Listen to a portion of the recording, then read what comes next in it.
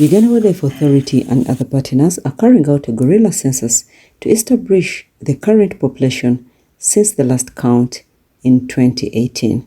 Bwindi is well known of gorillas, mountain gorillas in general. It is an area where you find close to 50% of the total population of the mountain gorillas in the world. The first sweep of this sixth gorilla census happened this year, April to July, and Jean-Paul Hira, Deputy Director, International Gorilla Conservation, explains why the second sweep is important. We're conducting a second one from now till mid-December, and the reason why we do 2 rounds or 2 phases is to ensure that we increase the chances of detecting more gorillas, because from the past census we know that we can miss some individuals or some groups. So doing additional sweep increases the chance of detecting more gorillas. The counting happens within the habitat without direct contact with the gorillas. We just move through the forest, and we hope to find fresh gorilla signs, of course, so we aim to find their nest site. This is very key for the gorilla census. We know that gorillas make different nest site every night, and each individual gorilla makes own nest, except for the young gorillas that still sleep with their mothers. But otherwise, adult gorillas, everyone makes a different nest. But that is how the census was done in the past, because by counting the number of nests, you could tell how many gorillas are in the family. But on some exceptions, we know that some gorillas can make 2 different nests in the same night, or some can nest like far, and we don't get to see every single individual every day. That's why it has been very important to include the genetic analysis. So after counting the number of nests, we collect poop or fecal samples from each nest, and we do genetic analysis. And we expect the results to give us a good number, because we have realized the new births ever since the last census from only the habituated ones. We have registered around 121 new births.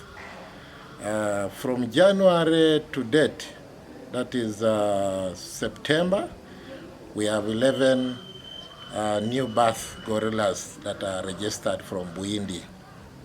And these are basically the registered gorillas are basically for those that are habituated. From the wilderness, we do not register what has been produced, because we are unable to monitor those wild population. Not all baby gorillas survive. Their mortality rate is estimated at 40% in the wild.